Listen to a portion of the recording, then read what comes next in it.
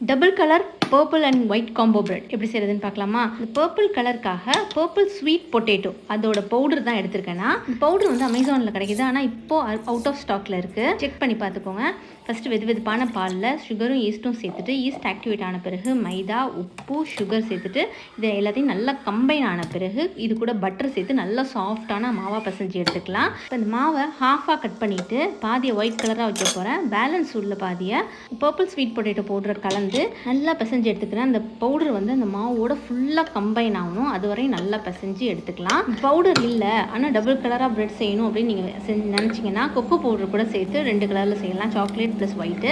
இப்போ ரெண்டும் தனித்தனியாக வச்சு நான் கிளிங் ரேப் போட்டு வச்சுருக்கேன். 1 மணி நேரத்துக்கு பிறகு இந்த மாதிரி டபுள் ஆகி வந்திருக்கும்.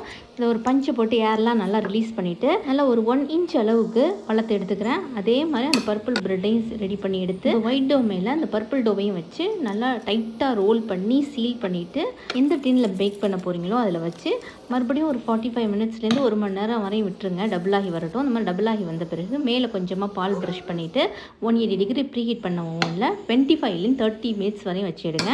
பர்ஃபெக்டாக ரெடியாகி வந்திருக்கும். சூடாக இருக்கும் போதே மேலே பட்டர் அப்ளை பண்ணிவிட்டு நல்லா ஆறின பிறகு நல்லா ஸ்லைஸ் பண்ணிவிட்டு சர்வ் பண்ணுங்கள். ப்ரெட் பார்க்குறதுக்கும் சாப்பிட்றதுக்கும் ரொம்பவே நல்லாயிருக்கும். இதுவே கொக்கோ பவுடர் யூஸ் பண்ணாலும் நல்லாயிருக்கும். ஆல்ரெடி நான் அதுவும் அப்லோட் பண்ணியிருக்கேன், வேணால் போய் செக் பண்ணி பாருங்கள். தேங்க்யூ.